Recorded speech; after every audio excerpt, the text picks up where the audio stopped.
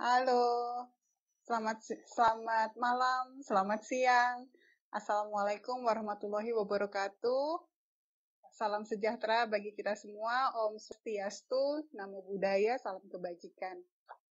Selamat bergabung buat teman-teman yang di dalam diskusi online dengan tajuk Akademisi Merdeka ala Finlandia. Diskusi kali ini terlaksana berkat dukungan beberapa pihak, yaitu Science Pop, PPI Finlandia, dan DIV. Nah, Science Pop adalah komunitas non-profit yang memiliki misi membumikan sains dan teknologi di tengah masyarakat Indonesia. Science Pop ada websitenya, yaitu sciencepop.com, SAINSPOP.com. Informasi tentang sains dan teknologi ini juga tersedia di sosial media Science Pop, yaitu FB dan IG-nya, Instagram-nya, Facebook dan Instagram-nya. Semua kontennya menggunakan bahasa Indonesia dan disampaikan dengan cara yang sederhana, sehingga dapat mudah dimengerti. Semua konten sudah dilengkapi dengan ilustrasi menarik dan ditulis lengkap dengan referensi, dan langsung dari pakar-pakar di bidangnya. Seperti yang akan berbicara di diskusi kali ini. Kita akan mendengar pakar-pakar berbicara tentang pengalamannya belajar dan terlibat dalam dunia akademisi di Finlandia. Nah, acara ini juga didukung oleh PPI Finlandia. PPI Finlandia adalah Perhimpunan Pelajar Indonesia yang berkuliah di Finlandia. Jadi mulai dari S1, S2 sampai S3. Saat ini jumlah pelajarnya mencapai 50 orang yang tersebar di seluruh Finlandia.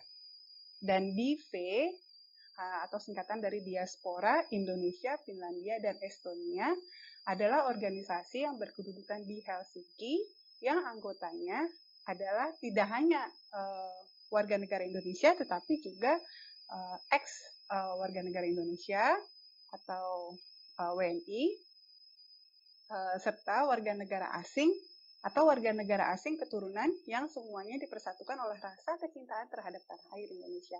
DIV tidak hanya aktif dalam bidang budaya dan bahasa, tetapi juga dalam bidang pendidikan. Salah satunya acara kali ini nih, yaitu webinar. Jadi DIV tidak hanya diskusi kali ini, tapi juga banyak webinar-webinar yang bertemakan pendidikan yang bekerja sama dengan PPI Finlandia, juga Science Pop. Info terkait tentang DIV bisa dilihat di situsnya, yaitu diaspora, DIASPORA, IFE.org, serta di sosial medianya di Facebook page-nya DIV. Oke, sekarang saya perkenalkan diri ya. Saya Fadila, biasa dipanggil Dila. Saya mahasiswa doktoral di Universitas Oulu. Bidang studi saya Educational Science. Nah, saya di sini bertugas sebagai moderator. Di samping saya di sini ada 3 pakar yang akan berbicara. Di sini teman-teman, kita ada Mbak Windy Muziasari, terus kemudian ada Mas Aswirman Gusrialdi atau biasa dipanggil Mas Iman, terus kemudian juga ada Mas Imam Santoso atau yang biasa dipanggil Mas Imam. Nah, sekali lagi diingetin nih teman-teman ya, sebelum kita mulai, kalau ada pertanyaan diketik di kolom chat. Nah, sebagai awalan kita akan mendengarkan Mbak Windy ya, yang postdoc-nya di Universitas Helsinki ya, Mbak ya. Halo Mbak Windy.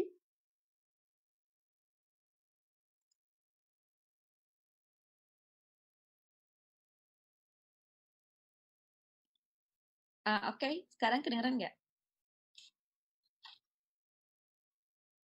Tapi Dilanya jadi unmute.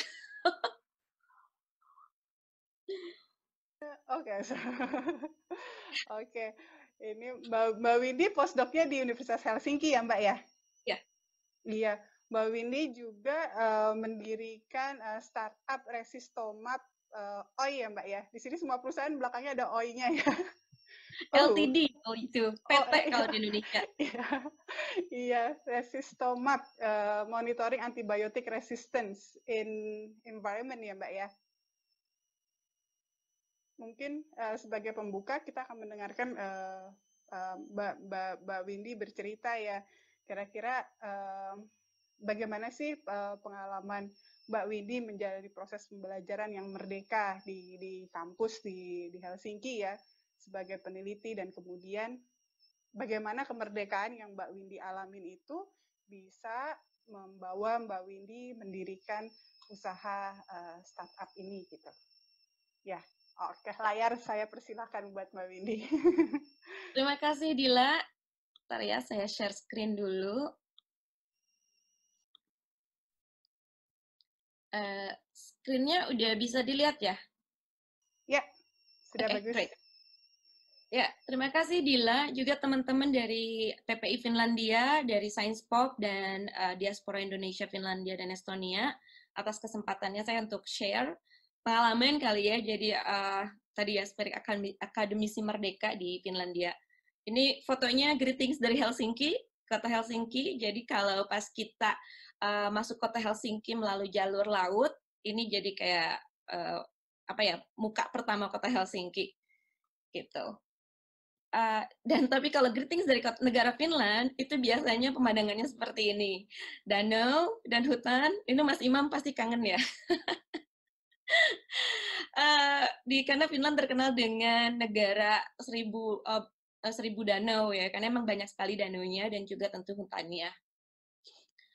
Oke, sedikit perkenalan mungkin tadi kan agak singkat ya dari Dila perkenalannya, dan sekarang kan share pengalaman saya dari, sebenarnya saya satu di Jakarta di Indonesia, karena sekarang lagi musim SPMB ya, saya juga termasuk salah satu grup yang tidak lulus tidak lulus UMPTN, dulu zamannya masih UMPTN, tahun 2001 ya waktu itu, jadi hampir 20 tahun yang lalu.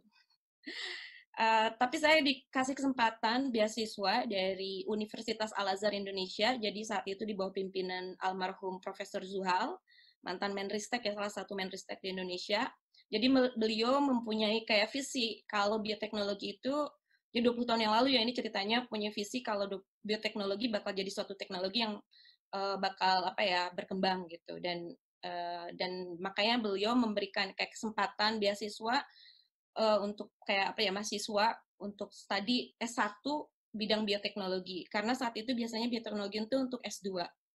Jadi ini pertama kali saya apa ya, terekspos dengan bidang studi bioteknologi. Jadi dari S1, dan terima kasih juga ya saat itu, mungkin ya apa ya, hikmahnya tidak lulus PTN dapat beasiswa dan kuliah di Jakarta, langsung bidang bioteknologi. Dan ini juga yang membawa saya ke Korea Selatan untuk S2-nya. Topiknya sama, sebenarnya lebih ke bioteknologi, jadi lebih ke molekular mikrobiologi atau genetikanya bakteri, walaupun status programnya lebih ke environmental science. Nah, mungkin teman-teman yang tahu kuliah di Korea, lumayan apa ya, lumayan apa ya, lebih keras lah ya. Jadi dari saya kuliah, kebenaran riset tempat saya kerja juga Gwangju Institute of Science Technology itu lebih kayak riset institution. Jadi kita sebagai mahasiswa S2 pun statusnya sebagai researcher atau asisten researcher. Jadi kita kerja biasanya dari jam 9 sampai jam 10-11 malam, kadang jam 2-3 pagi, tergantung supervisornya. Kalau supervisornya yang sangat aktif itu kita stay di lab bisa sampai malam. Nah, saat saya kuliah di Korea itu saya ketemu teman orang Finland. Jadi kita sama-sama master student saat itu. Dari situlah saya ngelihat perbedaannya gitu. Ini teman yang dari Finland ini sekolah atau di lab hanya dari jam 9 sampai jam 4, Senin sampai Jumat, that's all. Gitu. Sedangkan kita itu yang saya tadi cerita jam 9 sampai jam 10 malam atau 2-3 pagi. Tapi saat kita ujian yang nilainya 100 cuma si orang Finland ini. Itu kan jadi what gitu kan, ini kok bisa gitu. Nah itu yang pertama kali saya tertarik dengan negara Finland. Apa sih yang ngebedain gitu, dia ya setidaknya Sabtu Minggu karena saya teman dekat, jadi saya tahu dia nggak belajar sama sekali.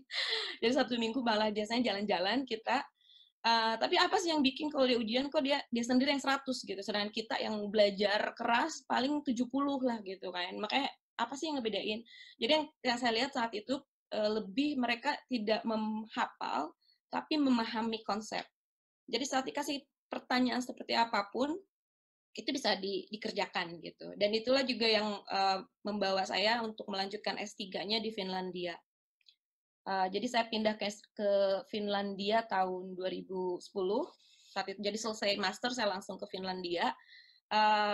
Di Finlandia juga saat itu memang saya juga pindah ke masuk ke Universitas Helsinki karena atas saran teman saya dari Korea, orang Finland. Kalau Universitas Helsinki itu ya universitas terbesar ya di Finlandia dan tentunya mempunyai riset di bidang bioteknologi yang lumayan bagus gitu kan. Dan saya juga mungkin sudah jodoh juga untuk pindah ke Finlandia karena saya memutuskan untuk pindah ke Finlandia dengan mungkin sama ya dengan teman-teman yang mau mencari PhD atau program S3, biasanya kita search kan di universitasnya kayak programnya apa. Terus kebenaran emang ada riset group yang saya sangat minati, khususnya untuk bidang mikrobiologi molekular dan fokus di genetika bakteria. Jadi saya juga langsung menelpon sebenarnya saat itu profesornya, sama sih sekitar bulan Agustus, cuma tahun 2010, 10 tahun yang lalu. Itu sangat perbedaannya juga di Finlandia itu saat saya menelpon supervisornya itu memberikan uh, jawaban kalau kita dapat posisi S3-nya itu langsung gitu. Ini kayaknya jarang sekali kan. Kayaknya emang segampang ini ya dapat posisi S3 gitu kan. Tapi kalau di Finland itu uh, saya nggak bilang semuanya seperti ini, cuma ini bisa terjadi gitu. Ada beberapa tipe supervisor di Finland itu sangat straightforward gitu. Jadi saat saya menelpon beliau, beliau cuma menjawab, oh I can understand your English, karena untuk S3 emang yang paling penting adalah communication. Terus kalau masalah teknik dan studi kan kita bisa belajar gitu kan. Dan itu yang, tapi tetap karena Finlandia itu seperti kan lihat di peta, posisinya ada lumayan agak di atas ya. Jadi kondisi udaranya sangat ekstrim dibanding mungkin di kita yang ada di ekuator sini di Indonesia. Jadi profesor juga menawarkan kayak saya dikasih posisi 10 bulan sebagai asisten researcher sebelum saya memulai PhD karena untuk beradaptasi apa saya mampu tinggal di saat musim dingin gitu kan. Sambil kita mengadjust ya di kegiatan laboratori di Universitas Helsinki-nya. Dan sebagai tambahan juga sebenarnya kalau kita ingin S3 di Finlandia menggunakan funding dari Finlandia, itu biasanya secara fisik kitanya harus ada di Finlandia, lebih mudah prosesnya. Dibanding kalau misalkan kita di Indonesia terus pengen S3 di Finlandia dengan funding di Finlandia itu agak susah posisinya karena biasanya proses pemilihan funding untuk riset S3 kita posisinya harus ada di Finlandia. Di Finlandia pun sama, saya juga bidangnya sama, mikrobiologi dan bioteknologi, dan saya mengerjakan S3 ya dari tahun 2011 sampai 2016. Mungkin teman-teman pernah dengar, dan untuk bidang di saya khususnya, dan menurut saya sih hampir semua bidang S3 di Finlandia itu standarnya dari 4 sampai 6 tahun, bahkan ada yang 10 tahun. Tapi jangan takut, itu emang jadi gelar itu bukan yang the main purpose di sini adalah kita tapi menghasilkan kualitas riset yang bagus gitu. Jadi waktu itu bukan jadi bukan jadi kayak semakin cepat kita lulus itu bagus juga, not necessarily the right way gitu. Tapi lebih ke kita menghasilkan riset yang baik untuk hasil S3 kitanya baik gitu. Tapi kalau emang yang talenta dan emang kerja risetnya cepat ya itu tentu emang bagus juga gitu. Cuma in general di Finland itu kita lebih mementingkan dari kualitasnya. Jadi makanya kayak kalau S3-nya 4, 5, 6 tahun itu udah biasa. Ini juga salah satu hasil dari risetnya S3. Jadi buku ya, jadi bukunya kompilasi dari beberapa publikasi, minimal kalau di Finlandia sih kita 4 publikasi, salah harus 2 terpublish dan salah satunya first author. Atau kalau kita punya 3 publikasi, 3-3-nya harus kita jadi sebagai first author. Dan tentunya semuanya harus Q1 jurnal. Saya baru tahu kalau di Indonesia ada Q1, Q2, Q3, Q4. Biasanya kalau setidaknya di Universitas Helsinki ini by default kita harus publish di Q1 jurnal dan itu minimal 4 paper. Itu makanya 4-5 tahun juga itu normal ya kalau kita lulus tahun selama itu. Studi saya di aquaculture di sana.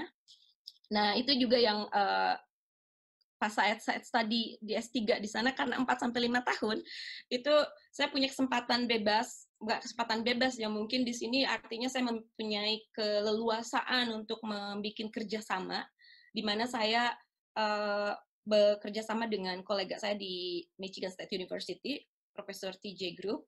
Jadi beliau ini yang mempunyai kayak state of the art technology untuk mendeteksi dan mengkuantifikasi gen bakteria di lingkungan gitu, menggunakan namanya teknologinya Smart Chip qPCR.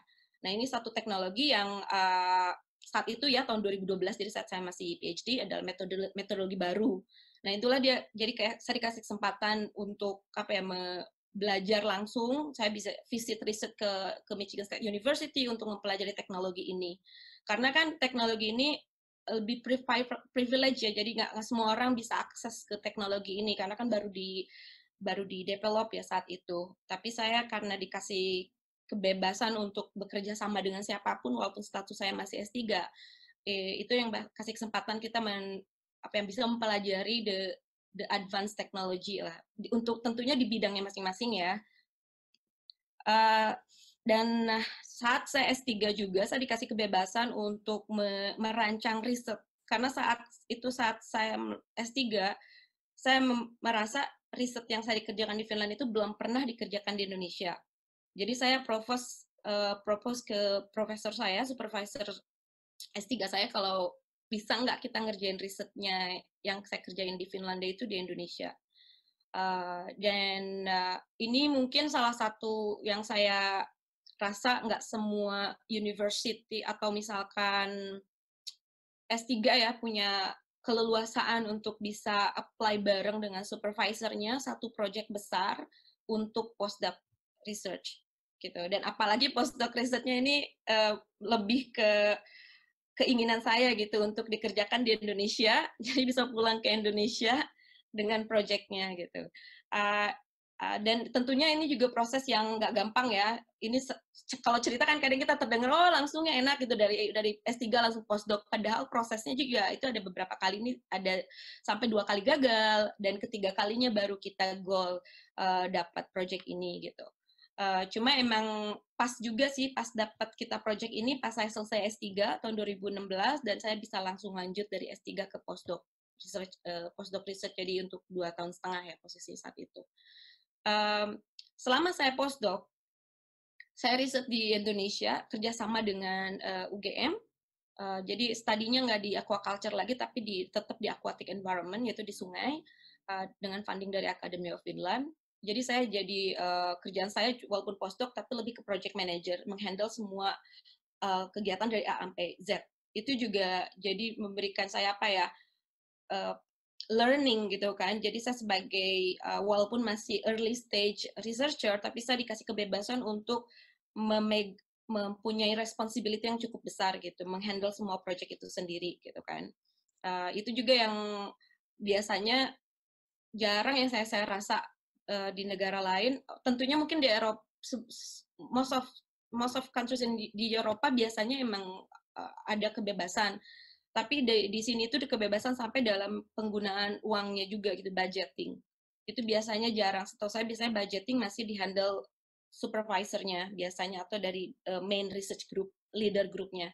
Nah, biasanya di Finland untuk budgeting juga kita dikasih kebebasan.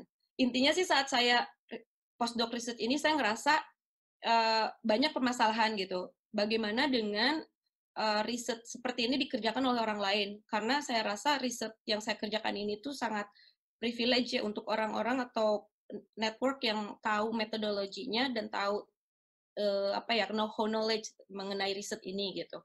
Nah, inilah yang memberikan ide dari riset untuk melakukan bisnis. Intinya sih kalau pengen melakukan riset ke bisnis itu coba bisnis model Canvas. Ini bisnis model Canvas bisa di-download di Google. Ini adalah salah satu contoh bisnis Canvas yang saya kerjakan. Ini handwriting-nya tulisan dokter ya. Tapi ini adalah final, jadi proses dari riset ke bisnis juga itu memakan waktu lama karena kita dites untuk apa ya, memahami gitu apa sih yang mau kita propose dari research ini. Tapi kalau kalau teman-teman yang mau melakukan contoh seperti ini, saya propose download yang terbaru itu sekarang tuh lebih ke sustainable business model canvas. Jadi lebih tentunya bisnis harus memberikan sustainable juga. Ini kalau memberikan contoh seperti ini. Jadi kan kadang orang mikir, oh dari riset S3 untuk jadi bisnis harus punya paten, harus ngedevelop produk. Nggak mesti seperti itu gitu. Saya mau argue kalau itu nggak, kalau untuk ngebisnis itu nggak mesti harus kitanya punya paten atau punya apa ngedevelop produk lah ya gitu. Buktinya saya nggak punya nggak punya sama sekali paten ataupun apa ya, uh, bukan ilmu tentunya ada, tapi maksudnya nggak punya paten atau produk yang bisa saya jual gitu kan. Tapi yang saya jual adalah know-how knowledge atau pengetahuan yang saya pelajari selama riset S3 dan memudahkan, pengen memberikan akses teknologi yang ada di research itu untuk semua orang. Jadi sangat simpel sekali sebenarnya dan itu bisa jadi research. Nah, itulah yang kita perlu isi adalah di sini value proposition. Kalau bisa teman-teman yang sekarang mengalami riset gitu, ngerjain riset, mungkin bisa di practice. Sebenarnya riset kita ini bisa nolong siapa sih gitu. Kita bisa memberikan value ke orang apa sih gitu kan. Kalau berminat apalagi nantinya dari risetnya dijadiin bisnis gitu. Jadi kalau untuk awal-awal yang saya propose sih satu pertama value proposition, yang kedua adalah customer segment, di mana tadi ya kita kan pengen bisa apa sih kita, terus siapa yang kita mau tolong, intinya sih itu aja gitu. Kalau yang value proposition saya kan tadi saya pengen memberikan akses teknologi yang saya pelajari selama riset S3 dan postdoc itu bisa diakses oleh semua orang. Khususnya sih saat itu saya pengen untuk teman-teman yang ada di Indonesia juga gitu kan. Makanya customer di sini artinya researcher kalau untuk bidang saya, researcher lain yang berminat meneliti antibiotik resisten di lingkungan. Dan yang ketiga adalah point key resources. Key resources ini tadi ya, human being, di sini salah satunya adalah human, artinya saya as a know-how, terus juga bidang lainnya. Dan misalkan teknologi apa sih? Nah, untuk saya sebenarnya tadi teman-teman ingat kan teman saya yang waktu saya di Korea, teman orang Finland saya yang pertama. Nah, itu kita tetap temenan. Jadi dia itu ahli computer science, namanya William. Dia emang kerja di startup, kerja di dunia startup udah lebih dari 7 tahun. Pas saya propose bisnis model Canvas ini ke dia, itu dia langsung memahami bagaimana caranya dari ide menjadi suatu produk. Nah, itu juga termasuk di key resources di sini, artinya saya punya teman yang bisa jadi co-founder. Ini penting sekali gitu. Nah, jadi kalau ada, ini lebih kayak sharing saya di sini sih kalau teman-teman yang pengen dari riset untuk melakukan bisnis di sini, at least coba di sustainable business model Canvas. 3 poin ini aja dulu. Terus ya tadi ya. 3 menit lagi, Mbak. Oke, 3 menit lagi. Ini ya kayaknya udah kind of jelas.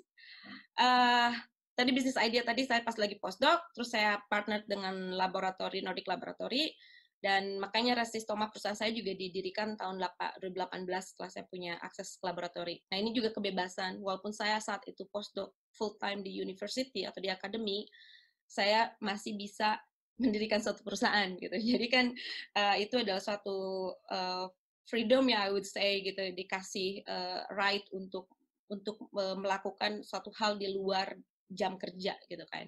Nah, makanya saya memutuskan setelah akademisi awal tahun 2019 saya pindah ke Resistoma, mendirikan Resistoma full time di perusahaan saya. Yang saat ini kita lumayan udah ada revenue, udah punya customer juga, jadi emang tervalidasi bisnis rencana model bisnis model Canvas yang saya bikin tadi. Ini sedikit sih tentang Resistoma, intinya di lingkungan, misi kita. Nanti sih teman-teman kalau mau lebih tahu bisa diakses di website kita.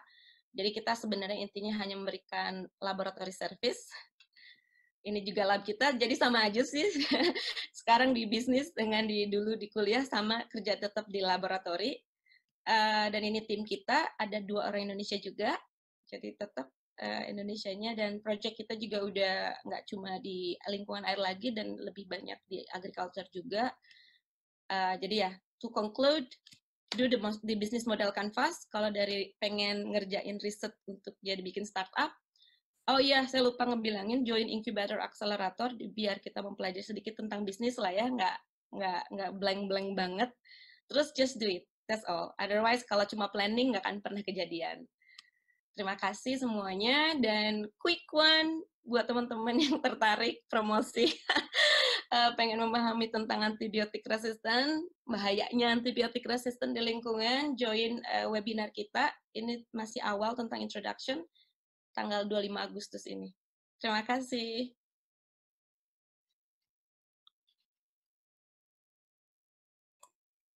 Terima kasih banyak Mbak Windy. Menarik sekali ya, maksudnya dari pengalaman Mbak Windy tadi kebebasan itu ternyata bisa kemerdekaan yang Mbak Windy alami bisa juga memberikan kesempatan Mbak Windy untuk kemudian juga berkontribusi balik bahkan ke Indonesia ya lewat penelitiannya harus ya. Dong. Harus. ya itu ya maksudnya bagaimana kita kemerdekaan bisa memberikan dampak yang positif tidak hanya buat ke diri kita tapi juga bisa berkontribusi ke orang lain ya. Terus Mbak Winnie juga jadi bisa fleksibel kemudian bisa develop perusahaan sendiri ya di masa-masa studi ya, itu juga salah satu kelebihan ya. Iya, terima kasih Mbak Windy. Nanti pertanyaan akan disaring. Nanti semuanya akan kita tanya setelah semua pembicara bicara.